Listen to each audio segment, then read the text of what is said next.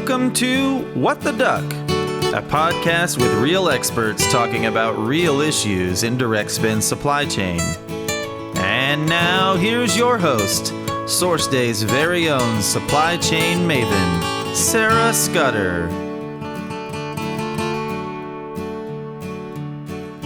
Thanks for joining me for What the Duck, another supply chain podcast brought to you by SourceDay.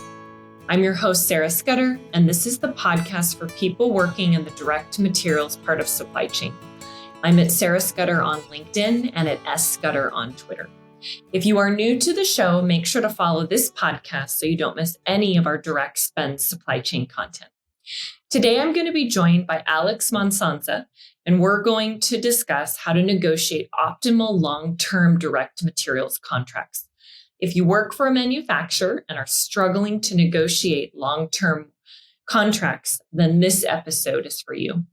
Alex is responsible for raw material strategic sourcing and procurement oversight for a multi-billion-dollar division, direct negotiation of multi-million-dollar global contracts, and implementation of risk monitoring philosophy across the organization at Corning Incorporated. Welcome to the show, Alex.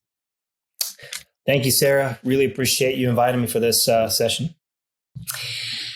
So you run overnight races. What the heck are these?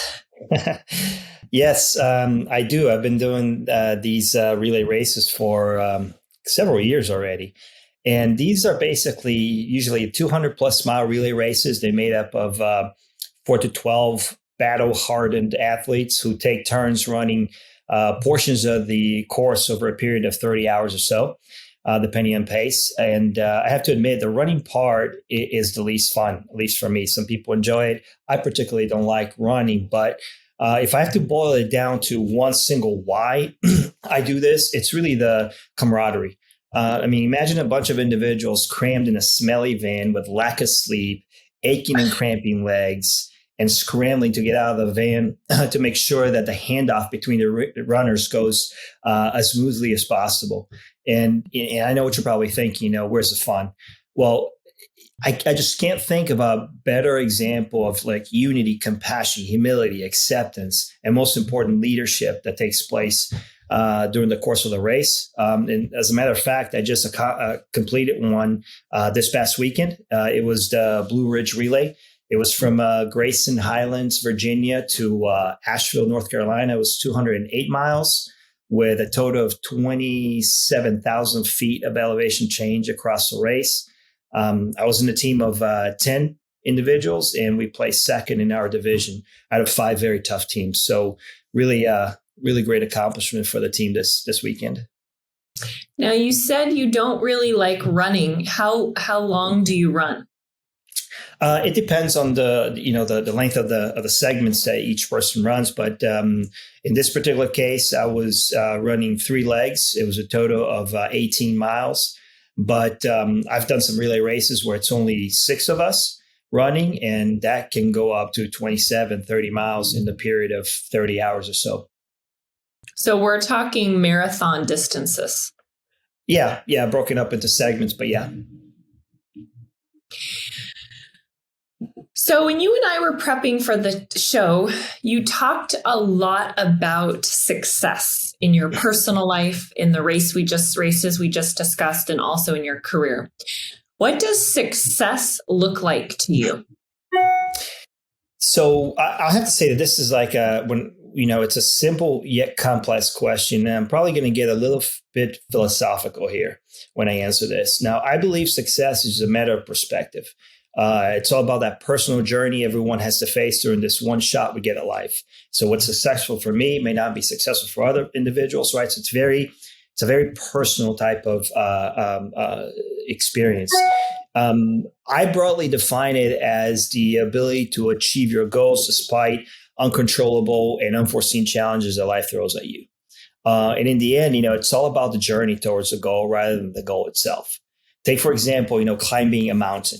Once you get to the top of the mountain, it lasts maybe 60 seconds, and then you're off to the next mountain, right? So it's really about the journey. I've heard some people simply state that clearly stating your goals is a way to achieve success. But I would add a qualifier to that statement. I would say that the goal not only has to be clearly stated, but it also needs to be genuine.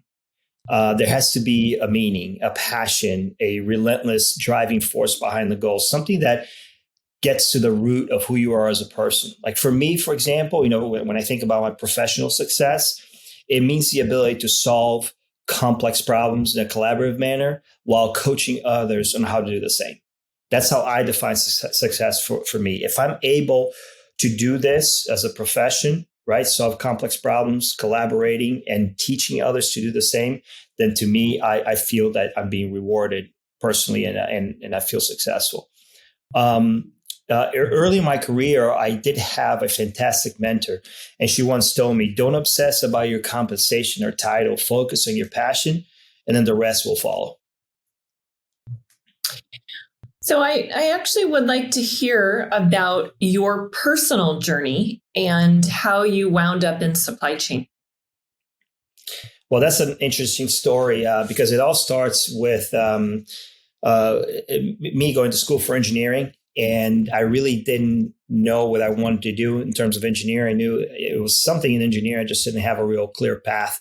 I started out in civil engineering, and I ended up graduating with a bachelor's in industrial engineering. And that's mainly because that was the only type of engineering that did not require a class that I had failed, which I did not want to take again. I think it was either thermodynamics or applied materials. I can't remember now, but it was this one class that really struggled throughout the entire time that I was there. And I just did not want to take the class again. So I went around all the different engineering departments, and finally industrial engineering said, nope, you don't have to take this class. So that's how I, by default, process of elimination, ended up as an IE grad. And right out of college, I landed a role as a process engineer in a distribution center at a company called Lucent Technologies, which is now no longer around. It went through several, mergers and acquisitions, et cetera, but it's no longer around. And this was in Columbus, Ohio. So while I was glad to have, quote unquote, an adult job, I was dreading it probably 6 months into it. This was right around the time when Brazil was privatizing the telecom sector. And Lucent had decided to open a manufacturing facility in São Paulo. I just so happened to be the only person in the wireless division based out of Columbus, Ohio, who spoke Portuguese. So I was tasked with basically going down to Brazil and helping set up all the materials planning and importation processes, along with assisting with staffing of the materials management, logistics, and IT functions locally. And from that point on, I was hooked, and all my roles have been in some aspect of supply chain, even before it was, a thing, even before it was coined supply chain. Why the focus on manufacturing? I think part of it has to do with the fact that that's how I started. Right? I started my career working in a manufacturing company, the manufacturing of telecom equipment. And really, if you have aspirations to work in supply chain, manufacturing is really the place to be in my personal from my personal experience. It's chaotic, unpredictable, complex. But most of all, I think it's ripe with opportunities for process improvement, efficiency gains, cost and network optimization, yield improvement. So it's very rewarding from that perspective. And again, particularly because I'm the kind of person who defines success as solving complex problems. So it was a good fit for me personally in manufacturing and supply chain. Now, I did do a short stint in a financial services institution. And while I learned a lot about purchasing operations and back office best practices, procure to pay, et cetera, it just lacked that immediate response signal that you get in a manufacturing company when you're cranking out durable goods. It's just a different environment. And I really enjoy knowing right away if what I'm doing is helping or hurting, so I can course correct and continuously improve. What's a day in the life of Alex, the head of supply management, look like? Chaotic, crazy, insane, especially these days, with everything that's going on, in supply chain. But when you're part of a large division responsible for significant contribution to top line revenue, being a master juggler with balancing skills is really a must. I'm constantly shifting from short-term tactical firefighting type of issues where I'm helping the team work through force majeures, the force majeure of the week, to leading negotiations with high-value suppliers, to reviewing long-term risk indicators, to communicating with division and functional executives on the realities of today's supply chain challenges and actions that we must consider. So I can say that with extreme confidence that I have never been bored in my job. What are your direct materials focus areas? So, in optical fiber and cable production, we work with a lot of different raw materials. And I would say that if I have to boil it down to what I call building blocks materials that are key to our operations, our production, I would say they spend quite a bit of time, my team, not just myself, my team, we spend quite a bit of time on chemicals, gases, energy, and resins. Now, if my team heard me say this, they probably would think that I'm not calling out enough materials, but that's really what tends to keep me up at night. And not so much keep me up at night from the specific materials, because we've been battle tested on multiple occasions, dealing with challenges, with these materials, just because they're raw materials and they're, inherent challenges associated with those types of materials that we use, but it's because of the frequency, the intensity, and volatility of the issues that we deal with. One thing is to deal with one issue at a time, or maybe two issues, in a month. But when you have 5, 6, 7 all at the same time, it becomes extremely challenging. It really requires a lot of focus and, effective delegation, and then just being able to manage, this chaos in a way that does not impact the operation. So you've mentioned a couple times the word chaos and juggling and managing a lot every single day. How do you know where to spend your time?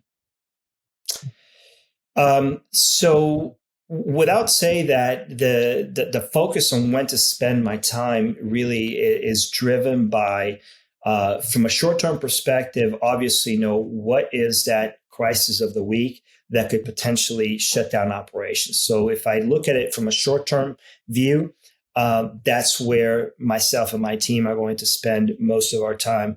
But also, and this is part of the challenge, especially lately, with so many issues happening at the same time, it is absolutely imperative that I carve out time for myself and for my team for us to take a step back from all of the short-term issues that we're facing and trying to understand, what do we need to do today to prevent issues from happening 6 months from now, a year from now, 5 years from now.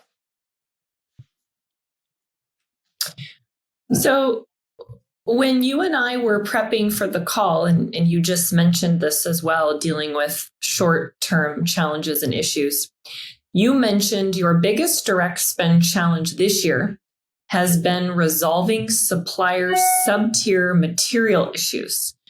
What does this mean? Sure. So let me start by just kind of like setting the stage. The world has changed significantly since COVID. We're living in unprecedented times, dealing with situations that no one really had adequately planned, much less thought about their indirect impacts. So, for example, no one predicted that the impact of being locked down would trigger a massive uptick in demand for whatever Amazon carries in their infinitely vast catalogs, right? The sheer frenzy of stress buying, fueled by work from home convenience, government financial assistance, and just pure boredom, had a ripple effect on an efficient but really very frail ocean freight industry, if you think about it. That industry only really makes money when they sail 90% full. So when their demand all of a sudden, just like that, increased north of 30%, there was no headroom to absorb. So who knew that? Who knew that was going to be something you would have to deal with? It was really unpredictable. Now, so if you take that same type of situation, and you apply to industrial suppliers, no one was really ready for the spike in demand. Uncertainty and fear of the unknown caused many feedstock suppliers to take cover, ratchet down, kill production lines, and cancel orders with their suppliers. So that really constrained the supply chain to the point that no one was ready to absorb, the incremental demand. So as we started to dig into delivery issues and force majeures, it became very clear that the issue was not always with our suppliers. It didn't mean that our suppliers had, killed production lines or stopped buying materials or anything like that, but rather it had to do with a couple of levels below. Their suppliers, and maybe even like another tier below. So what we had to do, we had to leverage the strategic relationships that we had been grooming for many, many years to convince suppliers to open up and share their challenges. Then we had to make some tough choices and step in to resolve some of those suppliers' issues in areas where we had maybe better leverage, like transportation, for example. We also had to closely examine our specs and qualify alternate materials, because what we were buying before wasn't available, or maybe a component that one of our suppliers was using in the material they were preparing for us wasn't available. So we had to make those material qualification choices. Obviously, still meeting customer requirements, but it did give us some breathing room. We also qualified additional sources of supply. And this really impacted some of our long-term partners, because it ended up reducing their overall business with Corning because they weren't able to supply us. And these were some very tough choices that we had to make, mainly just to stay above water. But we couldn't have done it without the engagement of our suppliers and also the support from Corning's leadership. How did you build such good relationship with your suppliers? Well, so I don't know. I guess I'm a bit old-fashioned, when it comes to supplier relationships. But yes, we have contracts in place, but there's an element of trust. There's an element of transparency, communication that you just cannot put it in a contract. And those are the soft skills or the soft aspects, of the relationship that really allowed us to navigate through some of these tough spots. Even before there was this scare of a pandemic, one of the things that I would do regularly with my team is try to identify which relationships did we need to improve on with our suppliers, which ones were our critical suppliers, strategic suppliers, and making sure that we were driving focus, towards those relationships to make sure that in the event that something happened, we would be in a much better position. So there was a lot of work that happened, let's say, starting 6 years ago when I started out at Corning, and kept on through, all the way before COVID and even through COVID, that allowed us to navigate through these tough waters. One of the things that you told me you do a lot of is negotiate long-term contracts. Why is this? So when I think of long-term contracts, they're really reserved for strategic partners that provide significant value to our products and are well aligned with our view of what it means to be a partner, right? So you've got transactional type of relationships and you have strategic relationships. So there needs to be an alignment in terms of how suppliers view a partnership in order for us to even contemplate the long-term contracts with our suppliers. So when negotiating long-term contracts, I really focus on the supplier's ability to match Corning's drive for growth as well as flexibility. And much like other B2B companies, we rely on forecasts from customers, which often change. And those changes, they can lead to disruptions in material planning, revenue forecasts, et cetera. So I like to be upfront with the suppliers and go into as much details as possible to explain the nature of the optical fiber and cable business, so they understand that there is a degree of risk that's inherent in the relationship, which we all need to acknowledge, first of all, right? And have the adequate means to navigate through those situations when they do occur. In my experience, going into a long-term contract negotiation with only price in mind will be a losing proposition for both parties, not just one party, right? But for both parties. Ultimately, the contract should reflect both parties' vested interest in each other's success. What is a long-term contract? When you say long-term, what does that mean? So typically, a long-term contract for us would be 3 years and above. So 3 to 5 years, 3 to 7 years is what we would call a long-term contract. Where's the best place to start with a long-term contract? I would say the best place to start is by the two parties exchanging a simple sheet that outlines what's important for each party, beyond the obvious price and volume, of course. So, for example, is co-investment in dedicated capacity important? Headroom, right? Which is, I don't know if you're familiar with the term, but when we say headroom, at Corning, we mean the ability for the supplier to flex up in capacity. Consignment or VMI, payment terms, et cetera. So I think that this sets the stage with the high level expectations, and that opens up the field for negotiation along the lines of relevant topics. Understanding what's important right at the beginning is key. And I'm a big proponent of keeping the legal counsel until the end, after we negotiate what the commercial terms are and what's important. Then we bring in the legal counsel to do some additional reviews, recommendations, and finalizing the contract. But it's very important to have that initial step between the two parties where everything is very clear as to what we're trying to achieve. How long does it take to set up a long-term contract from start to finish?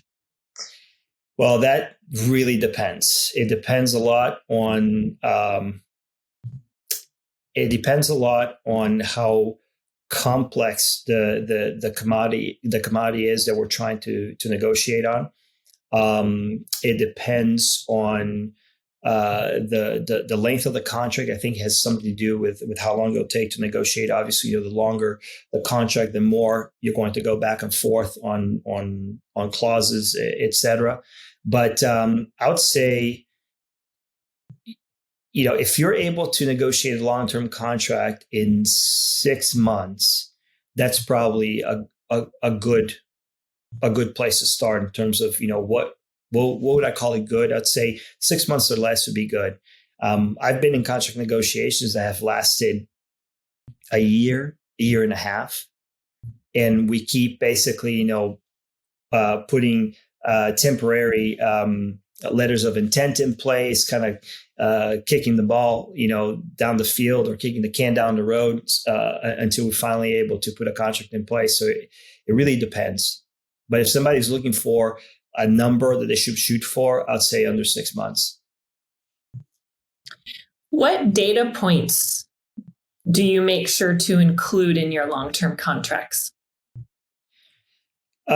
So in a long-term contract, we want to make sure that obviously, beyond just the expectations for volume and price, it's really important to have provisions in place that allow for both parties to resolve a dispute, whether it is related to quality or delivery or whatever, in a way that keeps, litigation and mediation outside of the scope of how to resolve those issues. So that's, I think it's really important. In long-term contracts also, expectations around obviously, quality, delivery, it's extremely important, especially because Typically in a long-term contract, you're going to be allocating quite a bit of your demand to a single supplier or maybe a core set of suppliers. And you want to make sure that you are protecting your operation as much as possible from that aspect. How do you know if you've set up a successful long-term contract?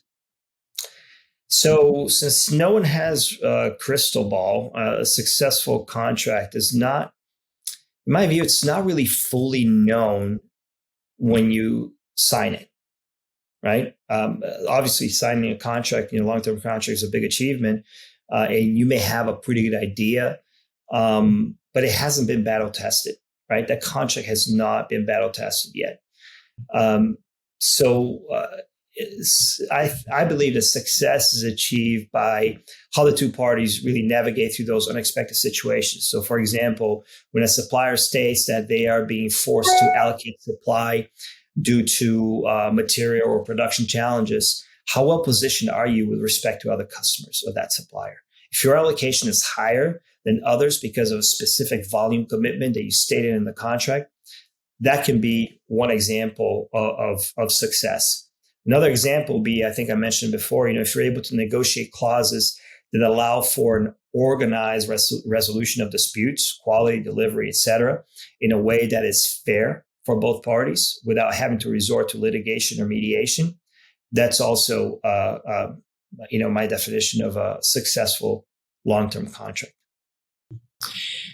So the contract is executed. What happens next? So once the contract is executed, then it's really about managing that contract, right? Making sure that both parties are abiding to what's being agreed. And that is something, it's an ongoing monitoring of the specifics of that contract, where it is, obviously volume and pricing. Those are typically, spelled out in the purchase orders, but making sure that the supplier is delivering on time. Any kind of SLAs that have been stipulated in the long-term contract, those should be monitored, and there should be periodic reviews with the supplier to ensure that everything is being discussed, rooms for improvement, what's working, what's not working, because it is, while it is a static document, there's a living aspect of how you manage the contract that needs to be put in place. At least quarterly business reviews, especially for the strategic suppliers that have long-term contracts in place. Supplier relationship management after the long-term contract has been executed is really important. I know it's been part of your tremendous success in your career and helping your team and the companies that you've worked at. What is a learning that you've had about what it takes to have a successful supplier relationship management program? So there are a couple of aspects of a supplier relationship management program that it's important to consider. So one of them, it's critical that as an organization, as a purchasing organization, you understand how to segment your suppliers. You need to be very clear which ones are strategic versus which ones are not, which ones you're going to focus on putting in long-term contracts versus just managing the relationship via, purchase orders. So having that, that initial step of being very clear on the segmentation, I think it's important. Also, when you think about, say that you carve out, the strategic suppliers, the core suppliers, maybe call it, whatever, top 20 or top 30, however you want to dimension it. But I think it's also important to have some level of executive leadership exposure to those suppliers, especially within the business. And the reason why I think that's important is because managing the relationship with a supplier, it's not always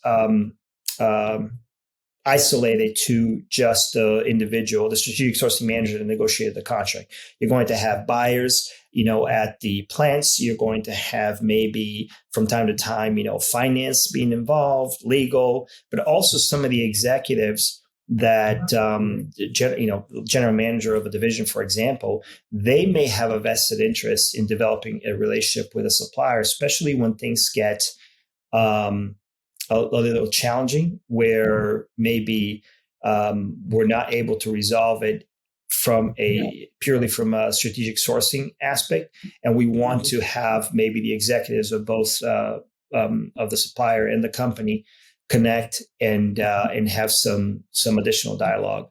So high level, I mean, those are the things that I've learned that make a difference. And obviously, I'm picking out things that are maybe less obvious. Obviously, you have to have the QBRs, you have to have the SLAs that you manage on an ongoing basis. But it's some of these other little things that I think are equally important, and sometimes even more important when we face situations such as we're facing right now with supply chain challenges. Can you share a story or example about a time when you or your team totally missed the mark on supplier relationship management and it negatively impacted your business? Yes. So we had a supplier. This was a long-term supplier. I mean, we had been working with this supplier for over a decade, I think. And it was one of those relationships where the relationship was so good that no one ever felt like we needed to put a long-term contract in place.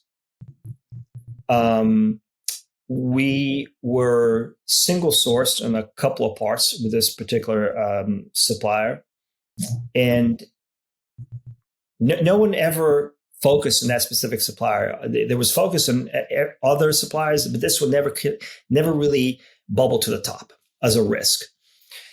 And during COVID, this particular supplier decided to exit from the optical fiber and cable segment of products that they made, because they were shifting all of the resources and focus towards medical devices. And basically, they gave us a call and they told us that they were changing directions. And I think they gave us a couple of weeks to figure out what we were going to do. And that was unexpected. We never saw that coming, and it was very challenging. We had to scramble to find alternate suppliers, qualify, establish, new relationships, et cetera. And it could have been avoided if we had taken a different approach. If we maybe had an agreement in place that specifically called out for a certain amount of time before they sunset parts, it would have been helpful. Maybe like a last time buy period, that was in the contract, that would have been helpful. And even having the vision to multi-source versus just being single source with a lot of these parts. That was a big learning experience for the team. You just mentioned multi-sourcing. What does that mean to you, and how have you been able to multi-source this year? Sure. So multi-sourcing, basically, it's making sure that you've got multiple suppliers that can provide that specific part or material, according to the specs. The way that I approached it when I first came into Corning, we did an analysis to understand where we were single source or sole sourced, and we dedicated quite a bit of time. Every year we carve out time to make sure that we work on those parts that are single source or sole source, because they tend to be flagged, as high risk parts. And so it's been an ongoing process. So every year, we take a bite out of that single source pool of materials, and we've been able to significantly reduce the single source parts. I think that I can't recall what the latest number is, but I think that we cut the single source parts by 40 or 50% in the last 3 years or so. So that has been one of the success factors that allowed us to navigate through some of these COVID challenges that we've had. It hasn't been perfect, but it would have been a lot worse if we hadn't paid attention to that situation. Alex, if people want to connect with you, where do you want to send them? LinkedIn. I think it's the best way. I'm on LinkedIn, and I can provide my email address as well, so people can reach out to me. Thanks for discussing how to negotiate optimal long-term direct materials contracts with us today, Alex. If you've missed anything, you can check out the show notes. If you are new to the show, make sure to follow this podcast so you don't miss any of our direct spend supply chain content. I'm at Sarah Scudder on LinkedIn and at S Scudder on Twitter. This brings us to the end of another episode of What the Duck, another supply chain podcast. I'm your host, Sarah Scudder, and we'll be back next week.